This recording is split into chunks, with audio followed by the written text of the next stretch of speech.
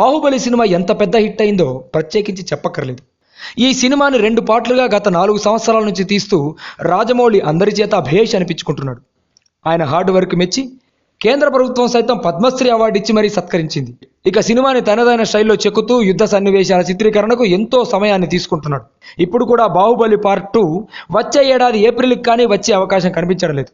ఇదిలా ఉంటే బాలయ్య బాబుతో జస్ట్ లైక్ దట్ అంటూ ఒక చారిత్రాత్మకమైన ప్రాజెక్ట్ని రెడీ చేసి చాలా పగడ్బందీగా ప్లాన్ చేసిన డైరెక్టర్ క్రిష్ ఇప్పుడు మైండ్ బ్లోయింగ్ విజువల్స్తో థియేట్రికల్ ట్రైలర్ని విడుదల చేశాడు. ఈ ట్రైలర్ చూసిన వాళ్ళందరూ బాలయ్య బాబుని ఆకాశానికి ఎత్తేస్తుంటే మరికొందరు యుద్ధ సన్నివేశాలను చాలా అద్భుతంగా తీశాడని క్రిష్ని తెగ పొగిడేస్తున్నారు. అంతేకాదు మరికొంత దూరం వెళ్ళి బాహుబలి కంటే ఇదే చాలా బెటర్గా ఉందని కూడా కామెంట్ చేస్తున్నారు.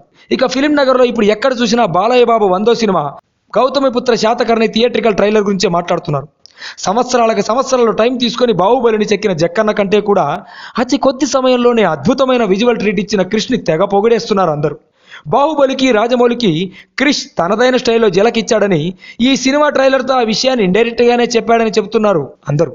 ఇక శాతకర్ణి ట్రైలర్లో బాలయ్య బాబు విన్యాసాలు, పవర్ఫుల్ డైలాగులు, హార్స్ రైడింగ్స్, యుద్ధ సన్నివేశాలను అద్భుతంగా డీల్ చేశాడని, ట్రైలర్ చూసేందుకే ఇంత గ్రాండ్గా ఉంటే థియేటర్లో అయితే బిగ్ స్క్రీన్ పైన ఇంకా బాగుంటుందన్న అంచనాకు వచ్చారు ప్రేక్షకులు.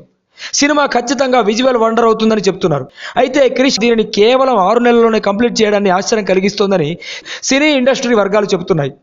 ఈ సినిమా ఇప్పుడు హిందీలో కూడా రిలీజ్ చేసే అవకాశాలు ఉన్నాయని, అలా చేస్తే సౌత్ ఇండియన్ సినిమా, ముఖ్యంగా తెలుగు సినిమా స్టాండర్డ్ ప్రపంచానికి తెలుస్తాయని మన విశ్లేషకులు అభిప్రాయపడుతున్నారు.